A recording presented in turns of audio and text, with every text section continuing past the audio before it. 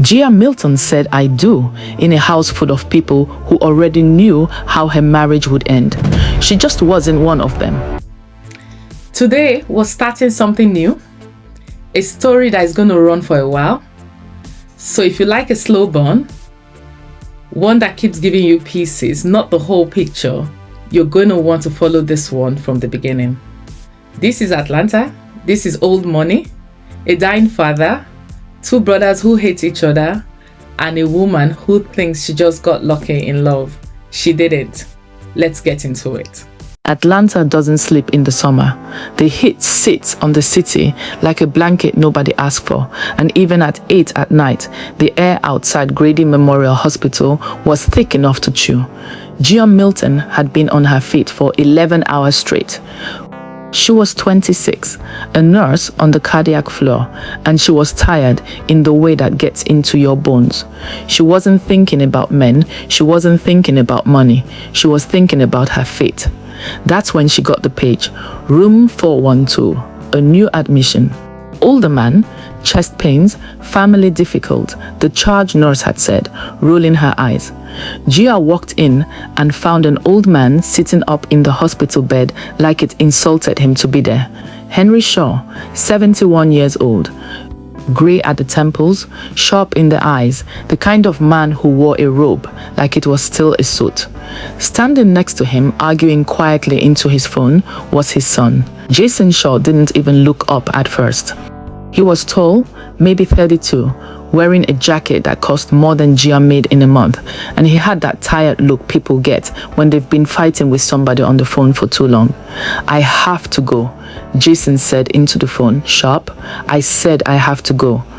He hung up and turned, and that's when he saw her. "You're the nurse?" he asked.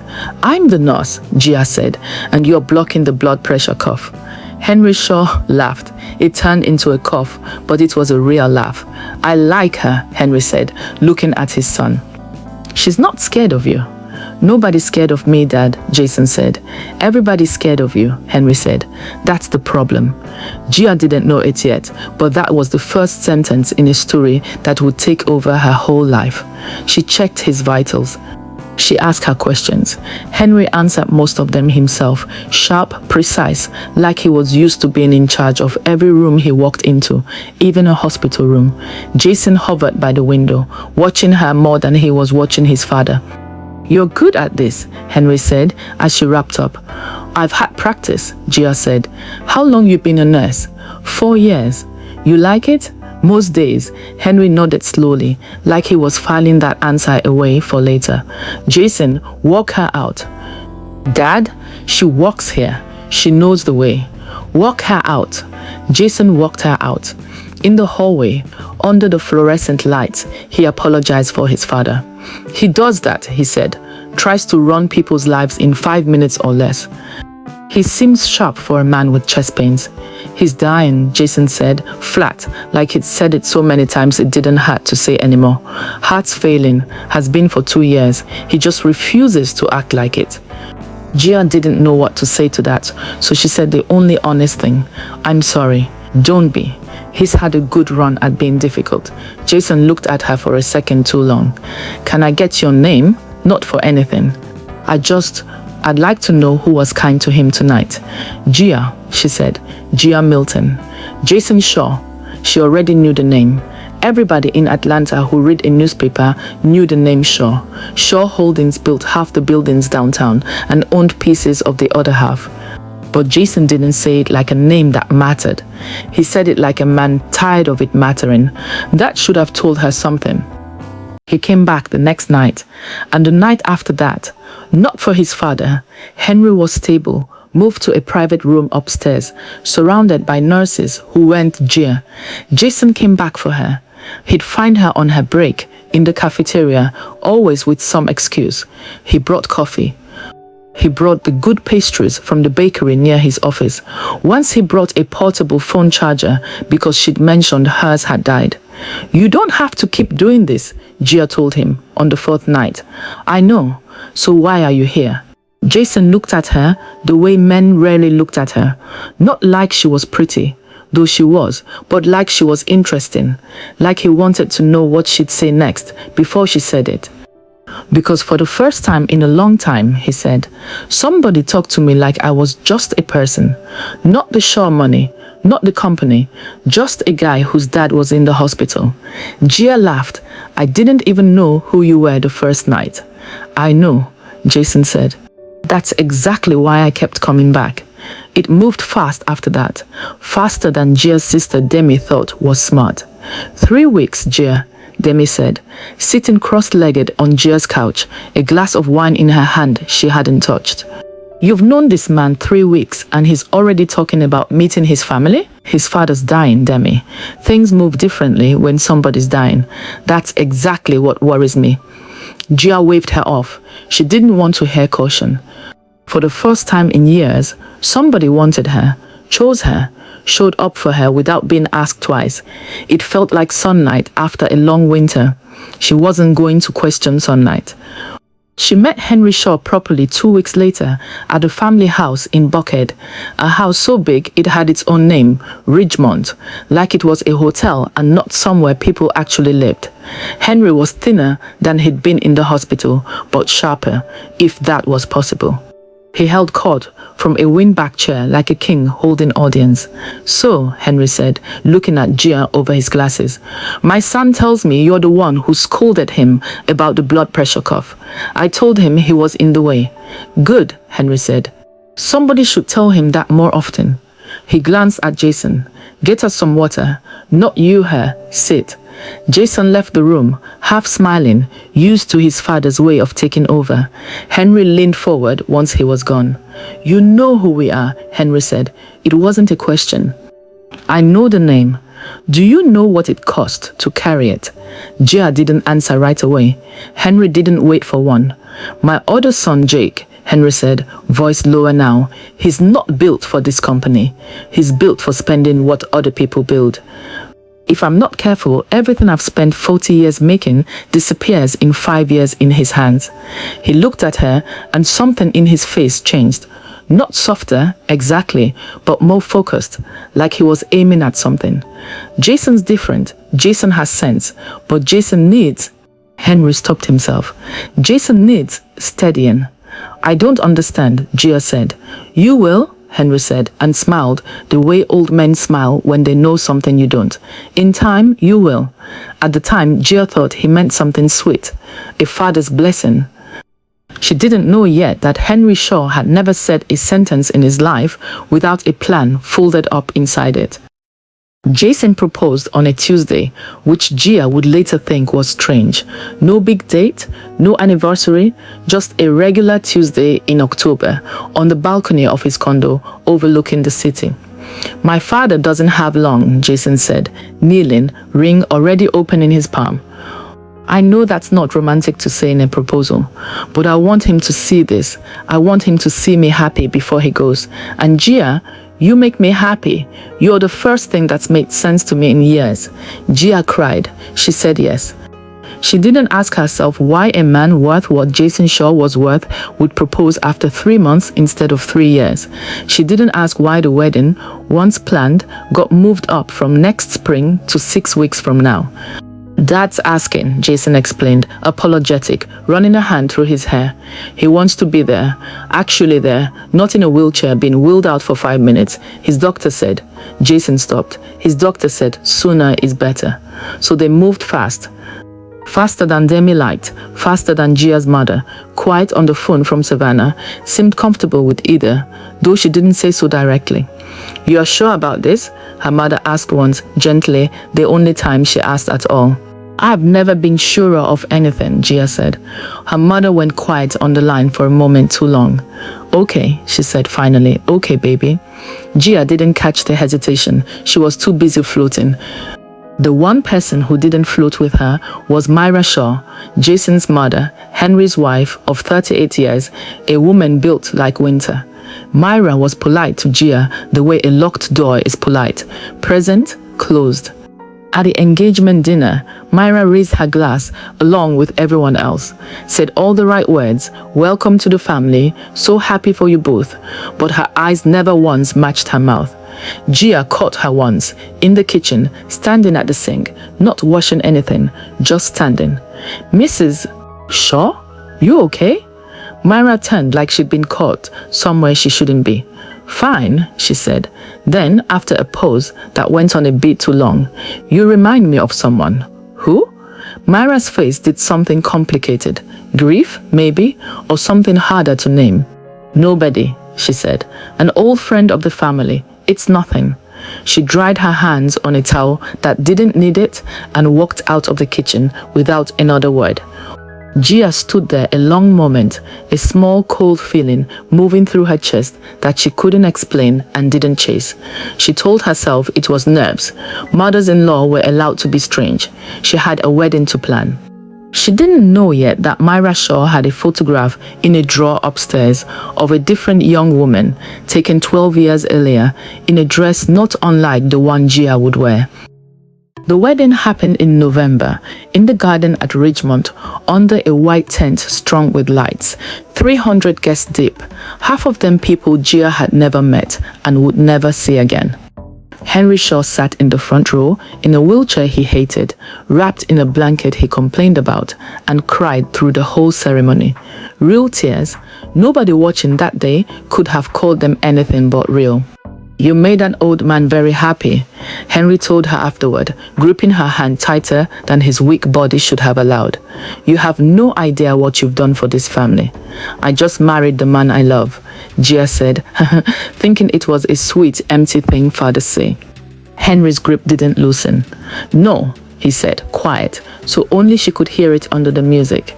"It's more than that. You understand one day. I hope you can forgive me when you do." "Forgive you for what?" But someone called his name just then. A cousin, a toast, a photograph, and the moment closed over like water. Gia filed it away as an old man's strange, emotional ramble. She had a wedding to enjoy. Henry Shaw died 19 days later. He went quietly, in his sleep, in the house he built, which was, Gia would think later, the only quiet thing about anything that man ever did. The funeral was enormous. Half of Atlanta's business community showed up in black, shaking hands, exchanging cards, treating grief like a networking event. Jake Shaw, Jason's older brother, stood across the room the entire service, a drink in his hand at 10 in the morning, watching his younger brother and his new wife like they were something he was still deciding how to feel about. Gia had met Jake twice before the wedding. Both times, brief, cold, forgettable. At the funeral, he approached her for the first time with something to say. "Congratulations," Jake said, and it didn't sound like congratulations. "Bet you didn't think you'd be a widow's daughter-in-law this fast." "Jake." Jason's voice, warning. "I'm just saying what everybody's thinking, little brother." Jake's eyes stayed on Gia. "Fast wedding, fast funeral.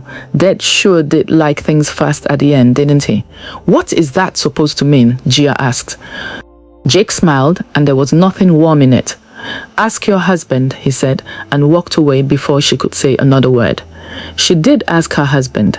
That night, in the dark, in the house that suddenly felt too big and too quiet without Henry's voice moving through it. What did Jake mean about the wedding being fast? Jason was quiet a bit too long. "Jake's bitter," he said finally. "He's always bitter. Dad never trusted him with anything, and now Dad's gone and is looking for someone to blame. Don't let him get in your head." It was a good answer. It was almost the whole truth. Gia let it go. She didn't know yet about the will reading scheduled for the following week. She didn't know Henry Shaw had rewritten that will 3 times in his final year. She didn't know that somewhere in a lawyer's office downtown sat a document that would explain everything. Jake's bitterness, Myra's cold eyes, the rushed wedding, all of it, and that in 7 days she'd be sitting in a room when it was read out loud for the first time. The law office of Whitfield and Cole sat on the 11th floor of a glass building downtown, and Gia had never felt more out of place in her life than she did walking into that conference room. Jason sat beside her. Myra sat across, dressed in black still, dry-eyed and rigid. Jake sat at the far end, arms crossed, jaw tight, like a man bracing for a hit he already knew was coming. The lawyer, a calm older man named Whitfield, opened a leather folder and cleared his throat.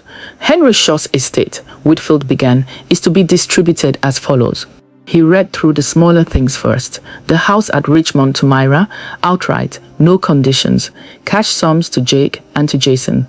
A trust for future grandchildren not yet existing. Standard, predictable, the kind of thing rich families do. Then he reached Shaw Holdings itself. The company, the real thing. 40 years, thousands of employees, half of downtown Atlanta skyline.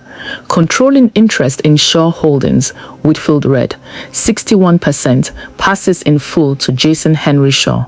He paused, just slightly, on the condition that Jason remains legally married, in a marriage entered into and recognized before the date of this will's execution, for a minimum period of 5 years from the date of Henry Shaw's death.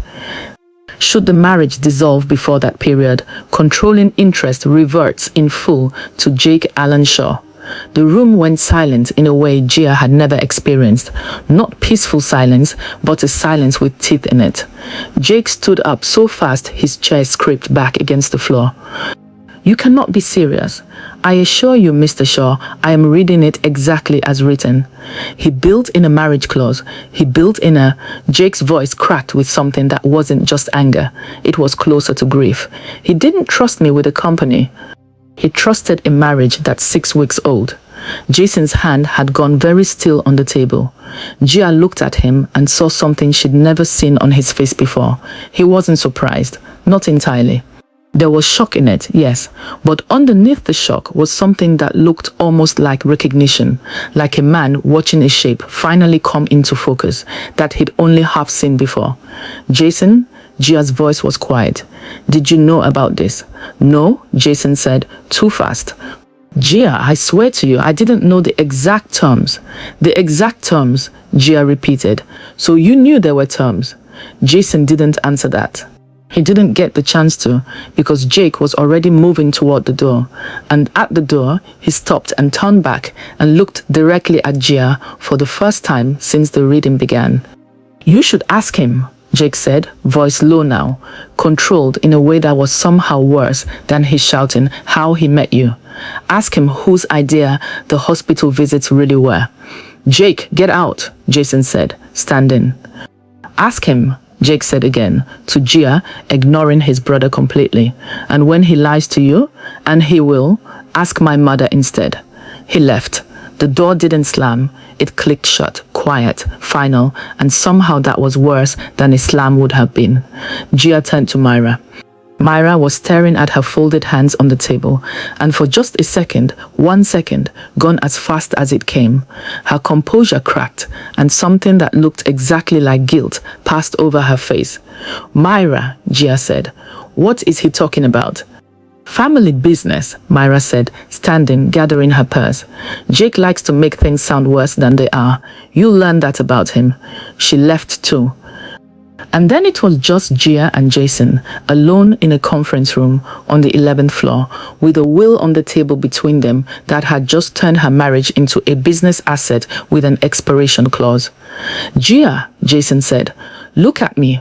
Whatever you're thinking right now, I don't know what I'm thinking, Gia said. That's the problem. I don't know anything right now. That night, Gia couldn't sleep. She lay in the dark of the Ridgemont guest wing. They were staying there while their new house finished renovations, listening to Jason breathe next to her, steady, asleep, or pretending to be. She kept hearing Jake's voice in her head. Ask him how he met you. Ask him whose idea the hospital visits really were. Around 2 in the morning, she got up. She told herself she was getting water. She wasn't. She walked the dark halls of a house that wasn't hers, past portraits of Shaws going back generations, until she found herself outside Henry's old study, untouched since his death. Nobody had the heart, or maybe nobody had the nerve to clean it out yet. The door wasn't locked. Inside, moonlight came through tall windows onto a desk still covered in Henry's things: reading glasses, a half-finished crossword, a framed photo of Jason as a boy. Gia didn't know what she was looking for. She just knew Jake's voice wouldn't leave her alone until she looked. She found the folder in the second drawer down. Manila, unmarked, thicker than it should have been for nothing important. Inside were papers, hospital schedules, printed weeks in advance, highlighted, her name, her shift rotations at Grady, printed off some internal system Henry Shaw should never have had access to. A note in Henry's own sharp handwriting, dated 4 days before Jason ever walked into room 412. Cardiac flaw, night shift, Gia Milton, confirmed schedule before admission. Gia sat down slowly in Henry Shaw's chair, the folder open on her knees, her heart going harder than it had any right to at 2 in the morning in a dead man's study. He hadn't gotten sick and happened to meet her. He had picked the hospital. He had picked the floor. He had known her name before she ever touched his wrist to take his pulse. Behind her, the study door creaked. Gia turned, folder still open in her lap, and found Myra Shaw standing in the doorway in her robe, moonlight behind her, staring at the papers in Gia's hands like she'd been waiting years for someone to finally find them. "You found it," Myra said quietly. It wasn't a question either. "You knew," Gia whispered. "You knew about this the whole time." Myra didn't answer right away. She stepped into the room, closed the door behind her, soft, careful, like she didn't want the house itself to hear what she was about to say. "I knew about the schedule," Myra said. "I didn't know about the girl in the picture until it was already too late to stop it." "What picture?" Myra looked at her for a long moment, something old and tired and moving behind her eyes. "Sit down," Myra said. "There's more you don't know, and I think it's time somebody finally told you." That's where we're going to leave it for today. Comment below. Do you think Jason knew the truth before he ever walked into that hospital room? Or was he used just like Gia was?